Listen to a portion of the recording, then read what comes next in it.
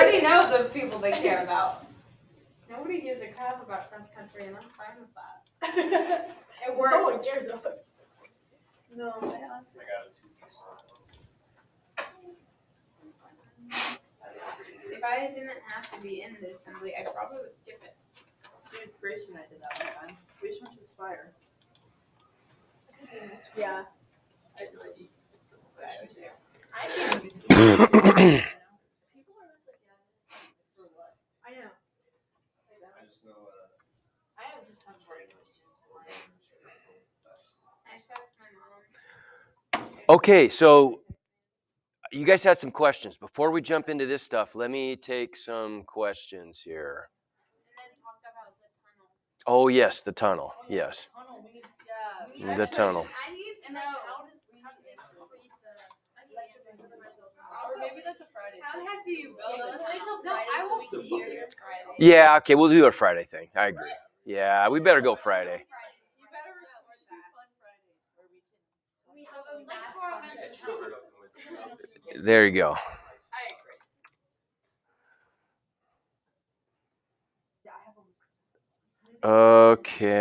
Okay. Let's see what we got here. Yes, which come on.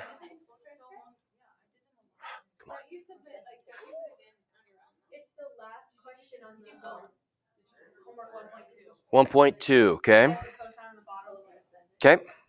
No, I did it a different, like mine. On 1.2, practice 2. Practice 2. Practice 3. Oh, trig ones. I got you. Okay. Gotcha. Okay.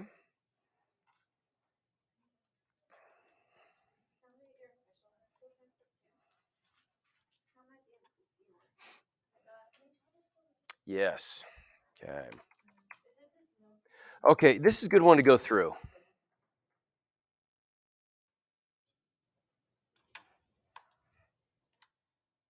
Something like that, right? Okay. So what this one deals with is a trig identity that you just, you got to kind of get back into trig mode.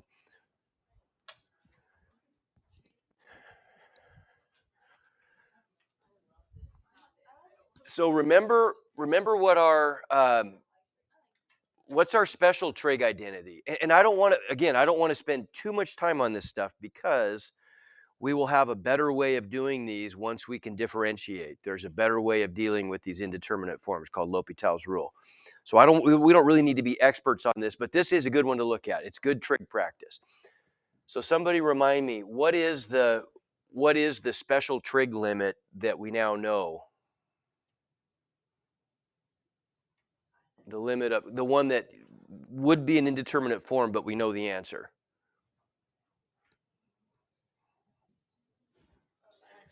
Okay, good. I'm gonna call it theta. Sine theta over theta as theta approaches 0 equals 1. Okay. So it involves sines. This one doesn't involve sines, but how could I get to sines here? Do you see a way to get sines out of this? If this is not jumping out at you, this is a good one to go through, okay? So here's what we need to remember. And I'll go again, we're going back to unit circle. Trig is just such a big deal. I mean, when you know trig really well, all this stuff gets pretty easy. Okay, on the unit circle, if this is an angle theta, remember that the ordered pair right here has coordinates what in terms of theta? What's the x coordinate of that point? Remember? It's a trig function. Cosine? Oh, cosine. And then the y coordinate is sine theta. There you go. Yeah, you probably didn't know what I was asking for there. So sine and cosine, right? And the hypotenuse is 1. So what does that tell you then? That just tells you, that means that the x coordinate is cosine, the y coordinate is sine. So by the Pythagorean theorem, this is our Pythagorean trig identity. We know that a squared plus b squared equals c squared. So we get out of this sine squared theta plus cosine squared theta equals 1 squared, which is 1, right? Okay, everybody good with that? Okay, now once you know that one, that's the basic trig identity. I'll show you another trick you can do here. You can take this and there's 3 different ways to write the Pythagorean trig identity depending on which trig functions you're trying to relate. This is the most common. It relates sines and cosines, right? Sines and cosines are involved. What would I get if I divided by, I'm going to divide everything through by, this is just stuff. If I divide the whole thing by cosine squared, what's that going to give me on the left side? If I divide each term, dividing the whole thing means dividing each term by cosine squared. So what am I going to get there? Sine squared divided by cosine squared is? What's sine over cosine? Tangent. Okay, so we would get tangent squared theta plus cosine squared over cosine squared is 1. 1 over cosine squared is what? What's 1 over cosine? No. Secant, yeah. Yeah, so it'd be squared. So there's another version of the Pythagorean trig identity that involves tangents and secants. What if instead I divided this thing through, I divided the top, so everything, I'm just dividing by sine squared. What's that going to give me? Sine squared over sine squared is 1.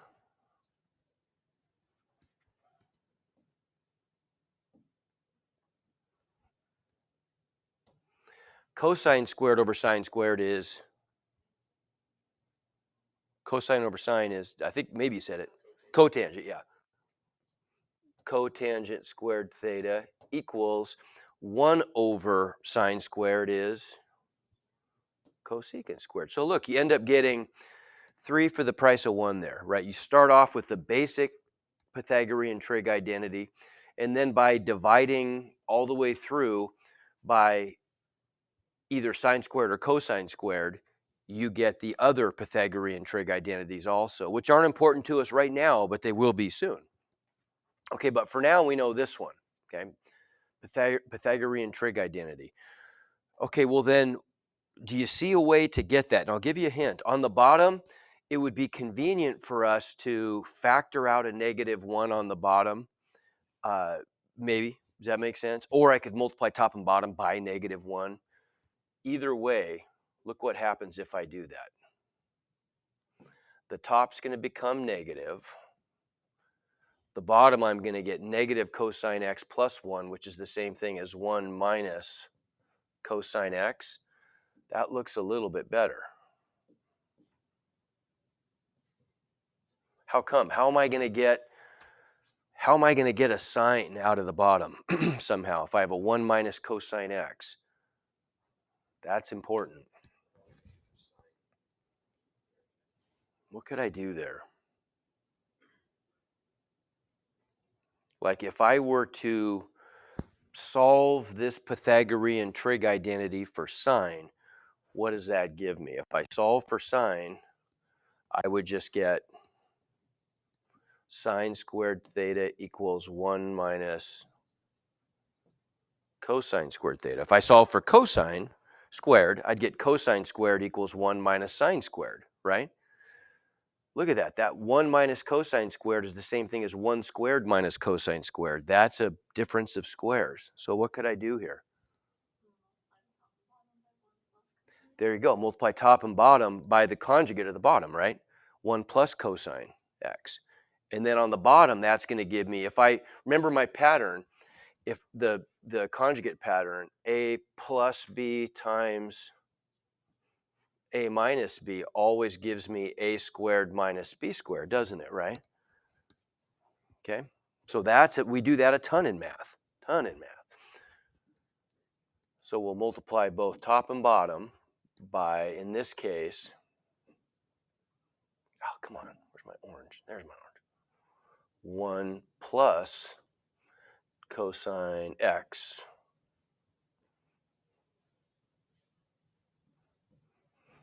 and then look what that gives me, right? I'm going to get the limit of, on the top, I'm going to get negative 7x times the quantity 1 plus cosine x. So you might be thinking, oh, great, look, we got another trig expression there. But in the limit that x goes to 0, that doesn't go to 0 anymore, does it?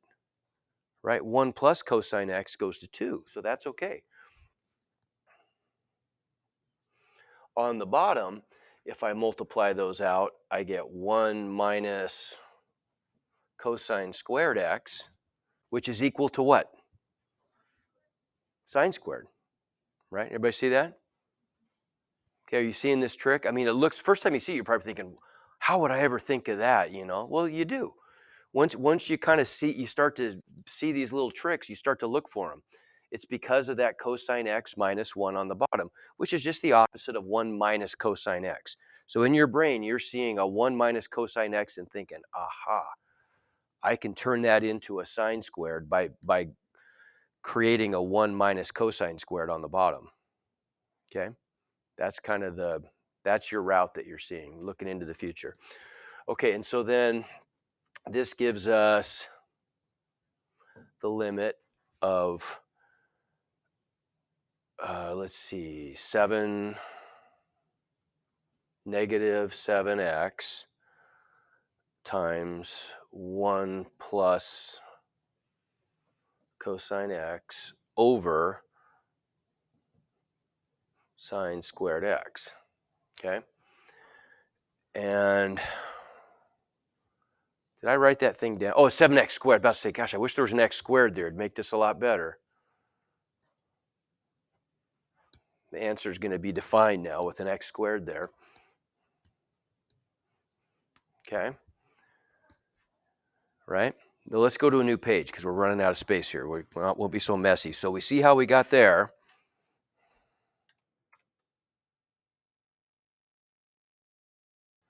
Now we want to do some stuff with that.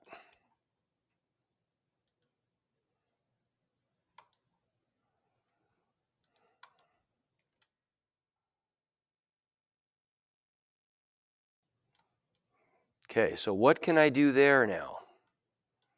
That's looking much better, much better. Anybody see a path forward from that step? See anything convenient there?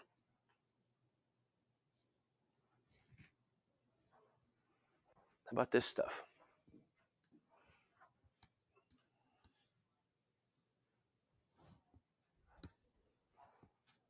What's good about that? Yeah, look, that's just that, isn't it? Right? The limit of sine theta over theta equals 1. So, I mean, the reciprocal of 1 is 1. So if I've got the limit of theta over sine theta, that works too, right? I don't have to do any, I could just set that equal to 1 because of that, right? My special limit that I know, okay? So I've just got to separate this out into pieces and I'm good, right? Just got to reorganize these factors. So let's write this as, let's write this as the limit of, let's go ahead and shuffle this so I've got the negative 7 times the quantity 1 plus cosine x. We'll move those out in front. Those will be the factors that we multiply first. No big deal.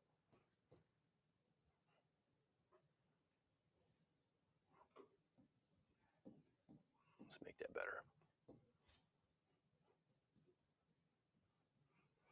Times x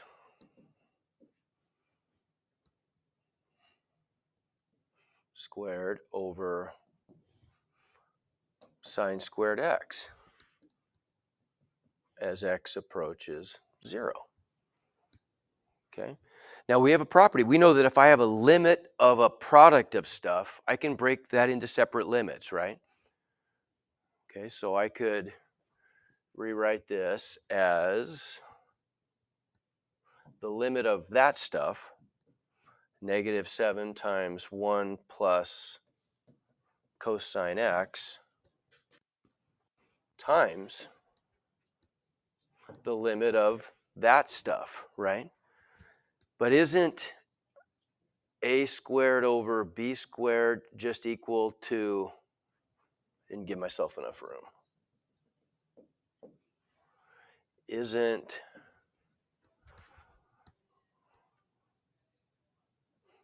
a squared over b squared just equal to a over b squared, right? Or if I wanted to, I could make this x over sine x times x over sine x and just get 2. Does that make sense?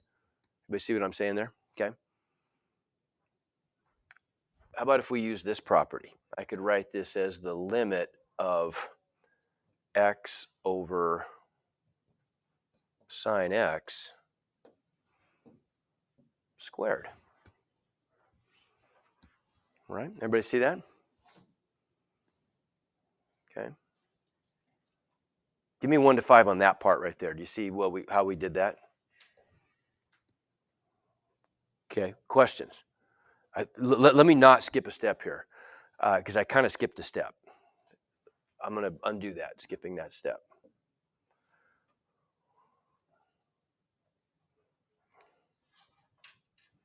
Okay. Right? So now there's 2 ways we could go with this. The way the book does it is they split these up into 2 separate limits. They would write it like this. So in our textbook, they would say limit of -7 times 1 plus cosine x. And then they'd break that up into a product of 2 separate limits times the limit of x over sine x times the limit of x over sine x. Right? And how are we able to do all this? Well, just because we know that if I have the product, let me just remind you about some properties of limits. And you just get more comfortable with these as you use them more. Remember that the limit of f of x times g of x times h of x as x approaches some value, I can just break that up into the product of the separate limits, right? The limit of a product is equal to the product of the limits.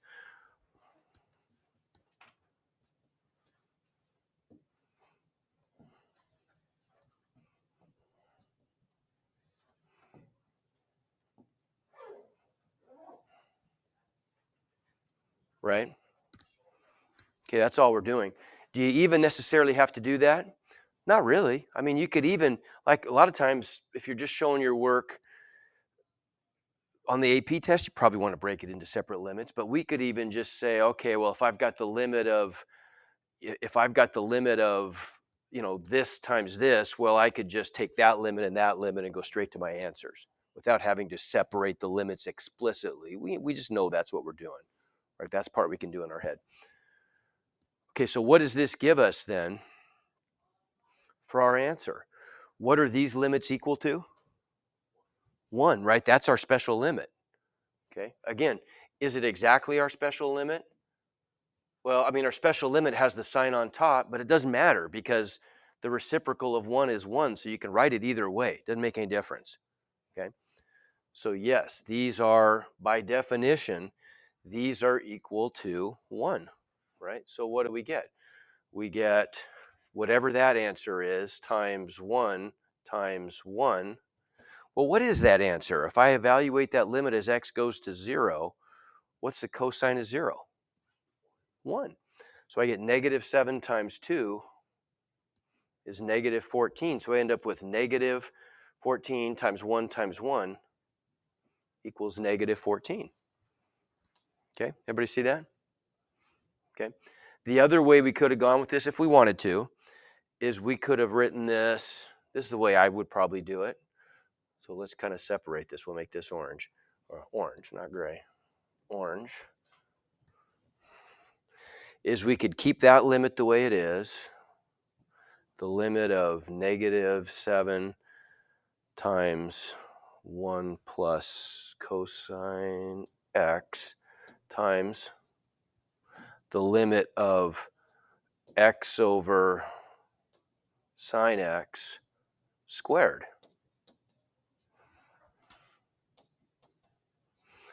And we've got this other property of limits that just says if the limit of f of x to the nth power, that's supposed to be an n, as x approaches a. If I know what the limit of f of x is, I could just do it this way. I could write that as the limit of f of x to the n. Okay, so the limit of a power is equal to the power of the limit. Okay, make sense? And so then on this guy up here, what's that do for me? Well, I could rewrite this as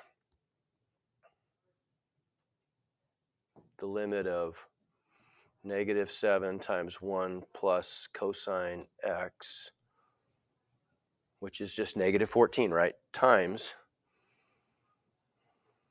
the limit of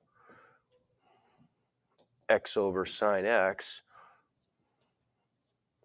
squared. That's just 1 squared, right?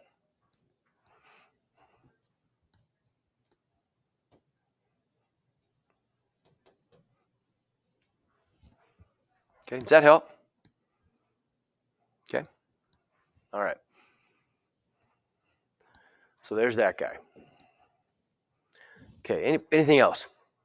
Homework related. It was the number 12. Remember, it was this same premise, but it just asked for the expanded version. I guess it's the same thing. Never mind. Same thing? Okay, yeah. Okay, good. All right. So let me, sure. Question 14 on the next assignment. Okay. The squeeze theorem one, is that right?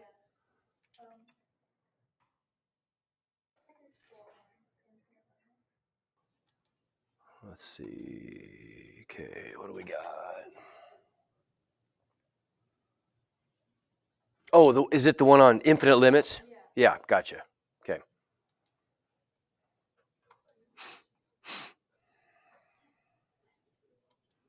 All right, which one was it again? 14. Okay, let's look at that guy. Okay, and this is, I'll tell you what, I'll change the due date on this one because is your question about asymptotes? Okay, yeah, we're gonna talk about that more today. Okay, so let's, yeah, that might answer your question. How to find vertical asymptotes, right? That's what you're looking for. Okay, good. What was the other one related to vertical asymptotes also? Okay, perfect. What did I have for a due date on this one? 20. Oh, what the heck?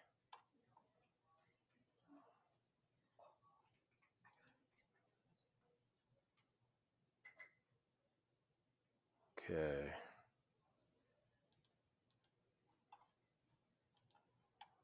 Let me change. I'm going to change that date right now if I need to.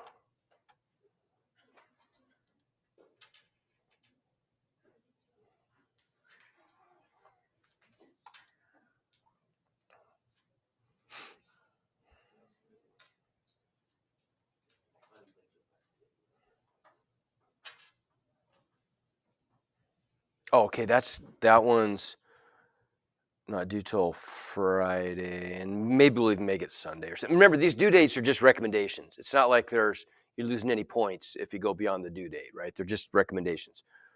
Okay. Let me